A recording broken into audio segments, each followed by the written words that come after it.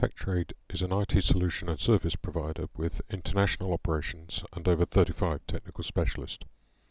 TechTrade has helped hundreds of clients to gain comprehensive control of their data and manage it effectively as their organizations grow. Hello, and thanks for taking the time to watch this video demonstration of the IBM Spectrum Scale Management GUI. For those of you less familiar with the product, Spectrum Scale is part of the IBM Spectrum Storage family. It may be more familiar to some of you as the GPFS or General Parallel File System product, Scale being the new branding. Just to give you some background first, Scale, GPFS if you like, is designed as a high-performance shared file system aimed at large-scale data systems, originally multimedia on demand and high-performance computing environments. Some of its major benefits so that it can integrate homogeneous or heterogeneous storage types, so in other words multi-vendor if you're in that environment, and a single namespace across a cluster of servers which could be locally or even geographically spaced. It can be easily expanded by simply adding in scale-out resources and has features such as data tiering between different storage types that would come under the banner of information lifecycle management. The great thing about GPFS is it's relatively simple for clients to access, so we have a single global namespace across the cluster, which means we don't need to understand anything about the cluster itself.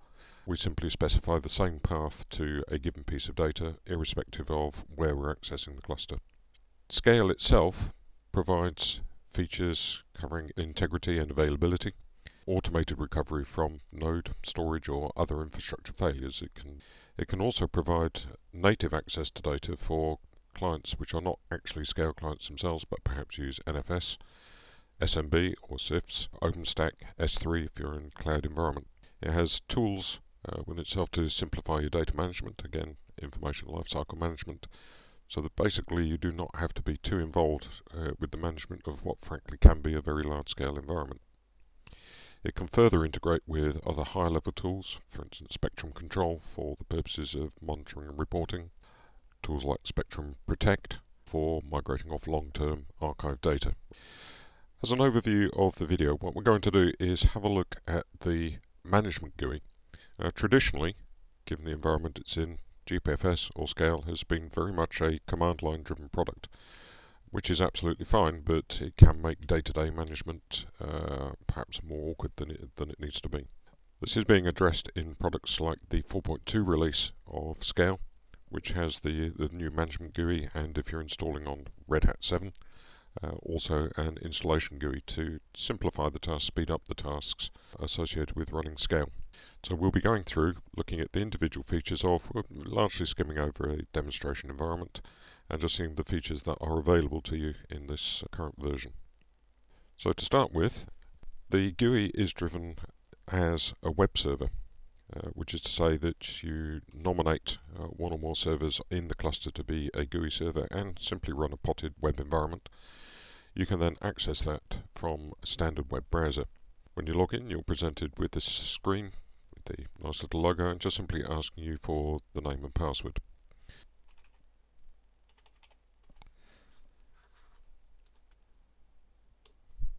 You can create additional GUI users, log in and provide different levels of access, so in effect operator level or full admin level as we're going through. So signing in will simply take us to initially the dashboard. Now, the very first time you log into the GUI, you will actually be presented with a short wizard which asks you for some defaults for the layout, so essentially just the grid layout that you want for the dashboard. That's typically a 2x2, 3x3. Entirely up to you what you pick there. As we'll see as we go along, it's customizable. So you can simply select a default. If you discover later on you don't like it because of screen real estate, whichever, not a problem. We can resize that, we can change what's actually shown. Just looking at this dashboard view now, what we're seeing here are the default widgets, which have actually been selected by the system the first time I logged into this server. What you're seeing, so we've got items like the server throughputs, latencies, active nodes, system nodes. This may be interesting to you, it may not. As I say, you can actually change this. And the way you do this, You'll notice in the top right hand corner, the links here, we have two options here. We can play with the layout or we can edit the widgets. Just to see the layout options for the moment. Now this panel is basically what you would have seen with your very first login. So you can choose a simple 2x2.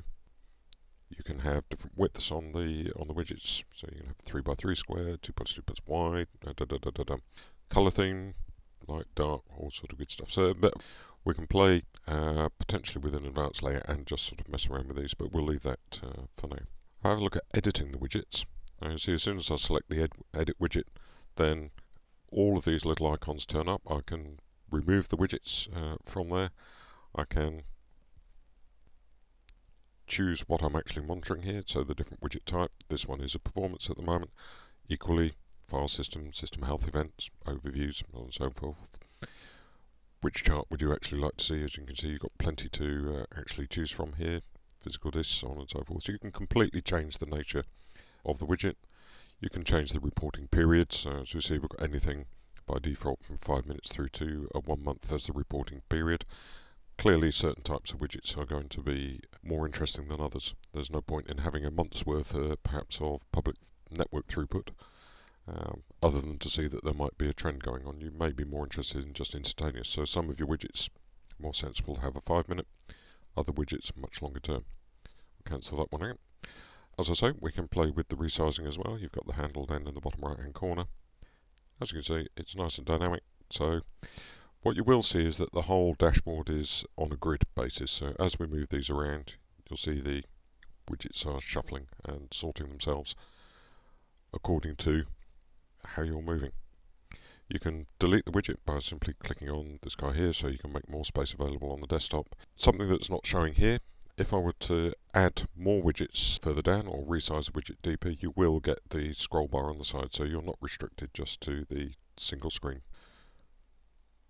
I'll cancel that one out and we'll move on. Now, dashboard, clearly you set that up so you've got your at a glance when you actually log in, so it's the sort of thing you take a quick look first thing in the morning, or if there's something going on you want to see whether there's maybe something you should be paying more attention to.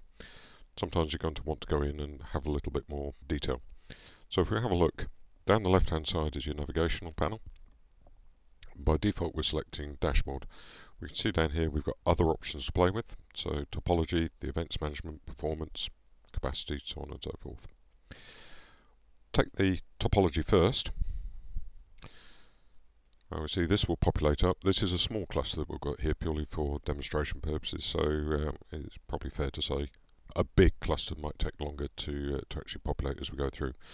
We can choose to view the topology in terms of the nodes, in terms of the network shared disks, the NSDs, or a combination of the two. We'll see those in a moment.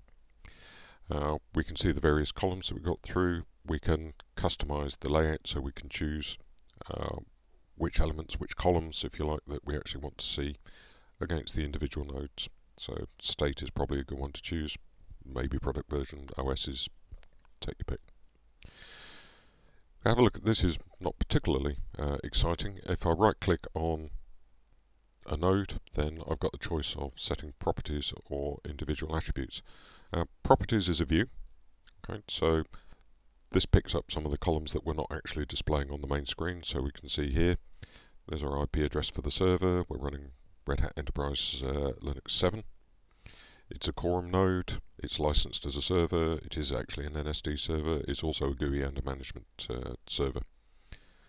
Lots of properties there. Attributes, on the other hand, as distinct from properties, is just simply a way of describing it's metadata about the node. So we can, remembering that scale is intended as a distributed cluster, and the distribution could be not just simply within a building, but within a city, within a geographical location, even internationally located. So providing this additional information, whilst it has no material effect on the operation of the cluster, it's going to make your administrator's life perhaps a lot easier. At the moment we have none of that background data available to us in the drop downs, but we could add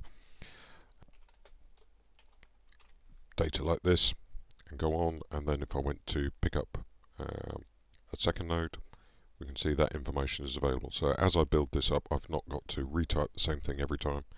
It then becomes available across the node. Looking at the NSDs, and in this particular case I've got 6 NSDs available to the system. I've been doing some background work to actually set these guys up. What you're seeing here, obviously status information about the individual network shared disk. So all of these guys are running, they're available. They belong to this file system, GPFS FS.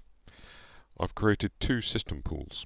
Now a pool is purely and simply a way of distinguishing between different background storage. So I've created one called the system pool, which is actually the default for GPFS, and I've created another one which is slow data, which could be nearline SAS, SATA disk, even tape, something of that order.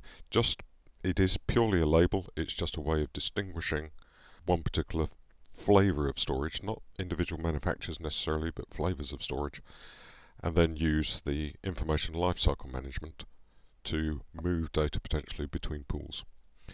Failure groups refer to where these nodes actually sit within the context of the cluster as a whole. The actions that are available to me again in this panel is simply to customize this, and again if I've set up specific information like the storage system, the disk class, I can see those. Right clicking again on the individual NSDs allows me to see the properties, so things like the size. In this case this disk is carrying purely GPFS metadata, not actual real user data if you like. As the class I've assigned the disk to, the device name, actually how I would see this within the context of my operating system, so /GPFS. And once more I can set attributes against this, so in this case it's associating it with a specific storage system and a disk class, so I can create another disk class in there. This one just happens to be medium. All of this again geared towards trying to make your administrative life just that little bit easier. Looking at the two together, this is actually quite a nice representation. What you're actually seeing here is that we can display the relationships of nodes and NSDs to each other in a simple fashion. This is the kind of thing which is not necessarily easy to glean from the operating system, so from a command line interface. So what I can see here, okay, I'm showing the NSD grouping, I'm grouping by a specific disk class. So you'll recall on the previous screen I had this assigned to the medium class. So this is showing me all of the volumes assigned to the medium class. Now you'll see as I'm moving the cursor around, we're seeing these lines actually flashing and linking up. Now what's actually happening here is the lines are being highlighted to show me the relationship between disks and servers. So we have GPFS S1, GPFS S2, the server. And you'll see as I'm highlighting the server, it's saying, hey, these guys are attached to these NSDs. Right? So this NSD, demo 003, is connected to both GPFS S1 and S2, as is demo 02 if I hover over the server. This one is not currently part of the cluster, does not actually have visibility of the disk. This guy can see all 6 of the NSDs, this one can see all 6. With the scale setup, a cluster server, a member server, does not need to be able to see all of the physical disks in the system. It can see subsets of that, and in fact in a large cluster it would be impossible for all of the servers to have their own physical path to an individual disk. You're talking potentially thousands of servers here, which is just unmanageable. So you can have a mixture of individual sets of servers, will see some sets of disks, other servers will see others, they will make them available over the network to the remainder of the clusters. So this kind of relationship view at a glance is an extremely useful feature. So that's the topology views taken care of.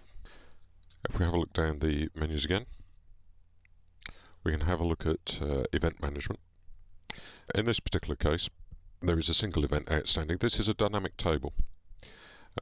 So as events occur and are fixed, they will enter and leave the table that you're actually seeing here. I'm not interested really in the individual event that's going on here. This one's simply telling me that the performance monitoring sensor service, which is optional, I can choose to run these on server nodes or not as I'm going through, but on this particular node, GPFS SMB, it's not actually sending anything. It's either not running or not configured, as the case may be.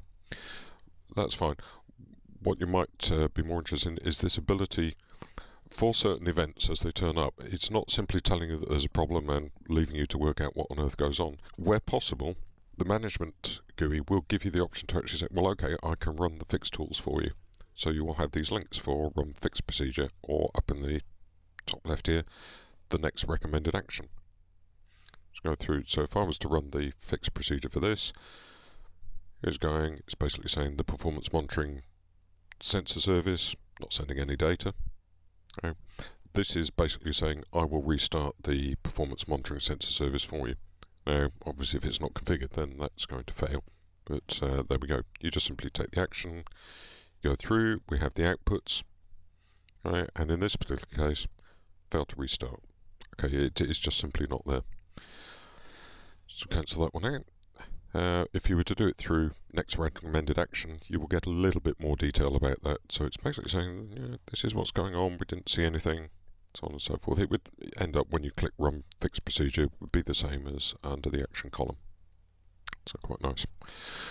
Looking at what we've got available to us up here, now obviously with events, it's one thing to have them all shown out to you, but if there's a lot of things going on in a big cluster, you would expect a certain amount of event notification to be going on just as the normal run of things. So we can filter out by date, we can look entries within the last 30 minutes, within the last 12 hours, 30 days as the case may be, for a specific entity that we're actually looking at. So the GPFS SMB node in this case, show all the entries for that. If there's a fixed procedure available, then we go through. If we've set filters, you can see the grayed out options here, resets, filters we're going through. Even look at the properties of the event. And so that's the detailed output that we got when we press the next recommended action. So again, nice features actually sitting out here. We can filter down to current issues, we can look for all events, and as I say, there's actually quite a lot that's been going on. A lot of these, tremendous amount of these, will be informational, unless you've got a really badly behaved cluster. So we're seeing that the file system is being mounted on various nodes as we're going through. So there's your current issues view, that's nice. Or you can see everything if you absolutely want to. You can also see this up in the top right hand corner here, the alert is actually showing up. So if we follow that, that turns out to be this particular event. So you can see the whole thing is tying together very nicely. Looking at the performance monitoring. Now, what you're seeing here is just basically a single chart. There is not, frankly, a lot going on this cluster, so I'd love to show you something a little bit more exciting, but it's simply not possible within the context of this demonstration cluster. So we can see here simple stuff, bytes read, bytes written. Well, that's fine, that's one useful piece of information perhaps. We can shrink and expand the view, as you're seeing down here. Okay, so this monitor is over a 24-hour period with dates, so actually I beg your pardon, 48-hour period. All I'm doing here is just using the scroll wheel on my mouse to shuffle along the timescale, so you can see I've had an odd few things going on as we go through. Okay, little jaggy peaks. A nice little feature here, you can see that if I stop long enough to hover on a specific data point, I can see what's actually going on. So were I to see normal performance and then some big spikes, I can jump in and see what those are actually trying to tell me. Of course, this being what it is, a widget, so you can have the equivalent of this widget on your dashboard, for instance. We can get in, we can edit it, we can run side-by-side charts, so we can look at different timescales on each one. So we can look across a week, we can look across 5 minutes for this one. Let's take the week because it's actually more interesting. Okay, and the two charts going through. So what I can now do is edit the individual widget and decide what it is that I want to see charted against which. So I'm seeing bytes read, bytes written in the top one here, for instance, so I can deselect those. You can only select options within a specific group, so there was the throughput, the latency, so on and so forth. So if I say on this particular one, I want to see the latency on accesses, on reads, on writes, just apply those values. And you saw the rude message there. Close that one guy off, and there I have overall client throughput compared with file system calls and latency. And again, because there's really nothing going on in the system, this is an utterly flat line. So lots of different ways of slicing the performance chart. Different people manage the system slightly differently, so you can pick and choose and decide which is favourite for you. So that's our options through there. The last one, capacity. We can see what's actually going on, and there's the obvious thing. So there's a choice of file system. Now, in this case, there is just the one file system. Typically, you will have just a small number of file systems defined within the cluster. Probably then with file sets hanging other. On a very large cluster, there may be a much larger number of file systems available. So we can see the behavior of the file system itself. So we have a total of 25 gigabytes of storage assigned to this pool, of which we're currently using about 10, leaving us, yep, there's your simple calculation, 14 free, so about 42%. So that's so simple. I have a chart here of file system utilization over time. This over the last year, so let's just see that over the last 30 days, absolutely flat, because there's just some tiny demonstration stuff going on in the background. Okay, current use file set, just simple pie chart, simple as that. So we can slice this around for the file set. Have a look at pools. You'll recall further back that I showed there were two pools, system and slow data. Now, you're seeing a breakdown here because the pool disk can be used as metadata disks only, or they can be used as data disks, or in some cases you may mix both. For a large environment, you would probably separate out the metadata disks and the data. GPFS performance is really driven primarily by access to metadata. It's that which gives it its edge over a more conventional file system. So you really don't want to be compromising the operation of your metadata disk if you can possibly avoid it. So what we're seeing here is I have 15 gigabytes assigned on metadata. I've got 15 gigabytes available to me in the slow data pool. And on the system disks, I gave myself 15 gig to play with data on. And this is the distribution now, spread across there. And there's my chart over the last 30 days. File sets. A file set is a container within the file system. It effectively points to a distinct group of files. So you can think of it as the same as a logical volume within the context of, say, a Linux or Unix AX machine, or a drive, if you like, or a junction within Windows NTFS. A file set can be given attributes such as quotas. So we can say, yes, our GPFS file system cluster has 500 terabytes available to it. I don't want this particular subset of machines to be able to use that 500 terabytes. I actually only want them to use, say, 1 terabyte. So I can create a file set within the GPFS file system, but set a quota which says anybody accessing that particular file set only has the 1 terabyte, or whichever it might be. In this list, I can see what's actually been going on. Okay, so the number of inodes files actually used within the file set. I can set quotas by users. In this particular case, I actually haven't, so I can customize the view that I'm actually seeing if I want to. Nothing to see here. Let's actually move on. And similarly, user groups. So I can set those guys up and say these particular users are subject to these limitations. So that's our performance monitoring and the monitoring as a whole covered. Moving on to the file side of file sets. So file systems. So say the core of a scale setup, a GPFS setup, is the file system itself. This is the combination of all of the storage made available through the cluster servers. Each individual unit, LUN if you like, that's presented to the system is an NSD, a network shared disk, either local to a server or shared amongst multiple servers. So file system is our unit handling. Here is the breakdown of the file system. So again, the system metadata, the slow data disk, the system disks. Up in the actions, now we can see these options are actually grayed out at the moment because I've got the system data disks selected rather than the file system itself.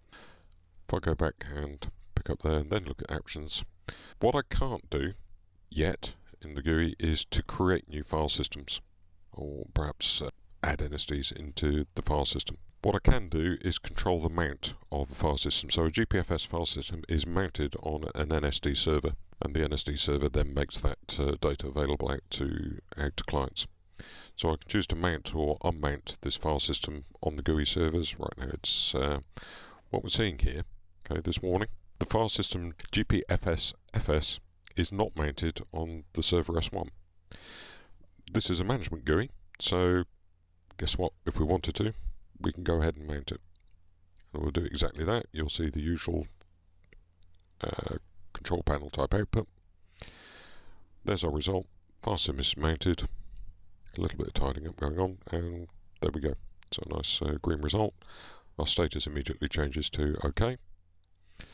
Equally, I could unmount from and go through. So this is not, we can sort the access controls to determine what happens within this file system. We may want to make things a little more specific than the defaults. We can delete a file system. That clearly is a handle with care option. So we can delete. At the moment, what we can't do is actually create, and that's partly because it's actually quite a complex task to define all of the NSDs which have got to be added into a file system. We can see the properties. So GPFS_FS is the name of the file system. This is the mount point that we would see in a Linux, Unix operating system. In a Windows environment, that would be a drive letter. So we can see what's going on at the moment. It's mounted. It's actually mounted on all 3 nodes in the cluster. We have this maximum number of inodes at the moment for all the file sets going across. That's something which can change. Because this is a small environment, there is one copy, one replica of data and one replica of metadata. In a large production system, this would be 2 or maybe 3 copies, possibly more. That can be managed on a file system or even on a file set basis. Looking at the individual devices themselves, again, nothing we can really do to control those, nothing that we're doing to actually see features of. Looking at file sets, right, so what we have here, these are the existing file sets. For the first time we can see in here, we actually have the option to create an entity. So I can go through the process of creating a file set. 2 options, basic, which simply says which of the known GPFS file systems do you actually want to apply. What name do you want to give it? So choose whatever you like. So this could be image files perhaps. Okay. And the junction. Okay, so the terminology, the junction, this is, if you like, the mount point for this file set within the context of the file system itself. So the mount point for the file system is /GPFS. The junction path, okay, again, you'll see this with a lot of the options within the GUI, that there's explanatory text available pretty much every time you go up. Okay? So the path that links and references the root directory of the file set, this stays set as long as you don't basically mess up the file set. So that would be the mount point, so anybody wanting to access files within this file set would use that path to access it. We can pick it up, comment it, describe it, which is never a bad idea, particularly for those that come after you, as it were. Whether we want to make this an independent or a dependent file set. In other words, whether it stands alone in its own right or whether it needs to be made available with other file sets. If we wanted to be more specific about how this was actually built up, then we can be custom. Now obviously I've already filled in these values and it's carried those over. Comment. We can be, again, whether it's independent or dependent, we can increase the maximum number of inodes. So if we know, for instance, that this file set is going to have a very large number of small files, the inode count is important, so we may need to increase that away from the default. And we may want to pre-allocate a larger number of inodes up front. And the access control, so we can use a combination of usernames, domain names and usernames, okay, so we can make for a specific file set, we can narrow down the ownership as well as the access control lists. I'm not going to create one just now, that is purely a demonstration. The actions that are available to us here are simply to customize the column display. In terms of existing file names, we can rename them. Okay, so the file set name, we can quite happily change that. The name does not necessarily need to be reflected in the path. We can obviously delete the things. Unlinking a file set, as the text is suggesting, you can do this. You unlink it, and that effectively makes that data unavailable until such time as you relink the file system and then make it. So it's a way kind of taking the file set offline. We can change the access control settings, the inode value, so if we discover that actually we're putting a lot more files in than we anticipated, need to increase the inode settings, we can actually do that. We can change quotas. Snapshots. Snapshotting is a built-in capability of Scale, So we can set these up as either ad hoc, we can do them, create snapshots manually, or we can schedule, please take a regular snapshot of the file sets. And okay, we can make sure that people can't find a backdoor way of messing around with file accesses by using the Unix chmod command. We look at the properties of individual file systems, so capacities, use capacity, hard limits, so on and so forth. So that's file sets played with. I mentioned snapshots. Again, here we go, we have a set of file systems. There is a snapshot that was actually done manually. I can create the snapshot right now, so let's do another one of this guy, why not? Okay, so as I say, you've got a nice sort of file browser to play with. There's the snapshot name, it just fills in a default date and time, which is maybe sufficient for you, or you may want to put something perhaps a little more descriptive in. And snapshotting, as you would expect on most storage subsystems, is pretty much instantaneous. So there we go, we have that snapshot through. Things we can do with the snapshots, we can delete them. Right, so that one's now out of date, I'm not really interested in that one. Go through. As you would expect with a snapshotting mechanism, you can access these snapshots for the purposes of backup, access to older versions, and so forth. Right, so again, actions are available off the right click. We can create off there, or we can use the top level. We can also configure notifications for the snapshot, so basically say that these guys have been taken. Quota subsystem. In this case there is no quota set, it's just the default, so I can create for a quota for specific user, how much capacity, whether there's soft and hard limits on how much they're actually allowed to use. Finally, information lifecycle management. I've mentioned this previously. Here we go. This will happen from time to time where you access a particular code and scale, or the management GUI more accurately, is being helpful, and it's saying, by the way, when you set up the rules for information lifecycle management, did you know that you can shuffle the rules up and down, which is absolutely fine. Just trying to make you aware of features which perhaps you might not pick up otherwise. So we have a policy active at the moment, which basically says, how do you actually want to move data around with this one? So the placement. So this is a simple rule, placement demo 1, which basically says enable this rule. We want to move data into the slow data pool, or apply this to the slow data pool. The scope, okay, the entire file system, so we could apply this ILM policy to the entire GPFS FS file system. We could select a single file system within that, or potentially multiple file systems. Our call on this, so you can have multiple rules hanging around which have different effects on different file sets. We can choose the criteria, so data can be moved into this pool if, in this particular case, the extension is JPEG. Create a rule, you can basically say its extension, its group, its user is equals or not equals is the particular case here, and then the specification that we would actually want that to match. Delete that rule. I could delete that rule again.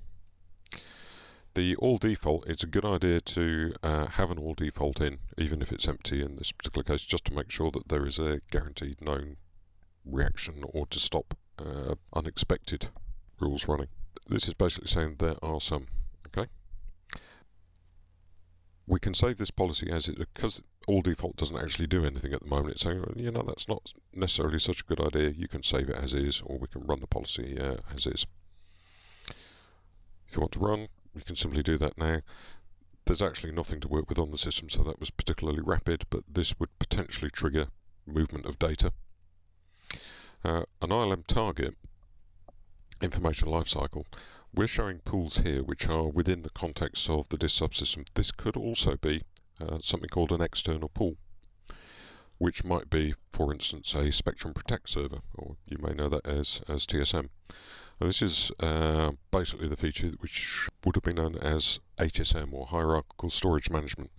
The idea being that if you have data that's been sat around not accessed for a period, then actually rather than occupying your disk resource, perhaps it could be moved down to tape, out to what would be called an external storage pool, or TSM if you protect. So ILM is easy to manage. You can have multiple policies actually hang around and apply these, move these around as you go through. Moving on to access. So the access controls is purely about who's actually allowed to access the GUI.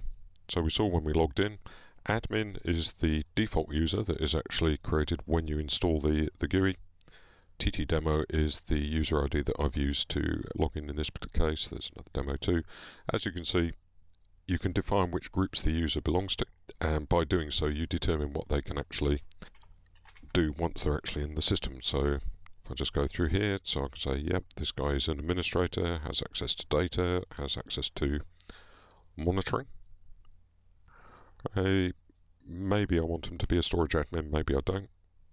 I set up a temporary now this is quite nice. You basically set up a temporary password, which is kind of a one-time, and what will happen is as soon as the user logs in, they will then be prompted to actually change this password. So as an administrator, you set up the password, but you don't need to know what their password is. Because you're an administrator, you could always change it at a later stage if they forget anyway. But it's nice that that's a default mechanism to say the password must be changed at first login. So again, administration for individual users. On the right click, this would also be under the actions. I can modify the password. As I mentioned, I can expire the password, effectively disabling the account. I could do it for all users if I wanted to be properly evil. I can see the properties for individual users, and just to demonstrate again, those are available off of the access. For the groups, okay, I could create a whole new group and assign a different role within that user. So if I just bring that up, so the group would be whatever it is, and then it has this kind of access. And you can see again, if you're not sure what a particular role will actually achieve, then you can purely and simply hover over the help.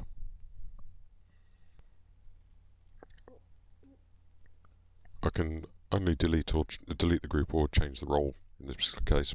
If I have a user who's actually assigned into, then I can expand out and remove the user from the group. Password policy. It's not as simple as throwing what the heck you like. So password history, which is password reuse, so you can't use the same password until you've changed it at least 3 times.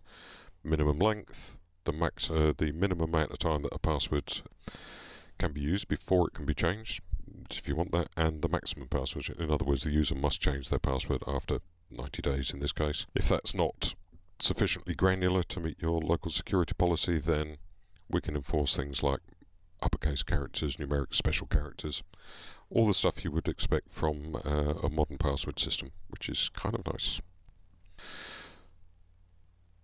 File system ACLs, right, so we can set this up for particular directories for the whole file system. We can apply specific access control lists. We're not going to play with that one for the moment because that requires a more detailed setup. Finally, moving on, overall settings for the management GUI. So we can look at settings for the event notifications. Now, this is really quite a nice system, default system for actually delivering. So we can basically say, yep, we want notification by email.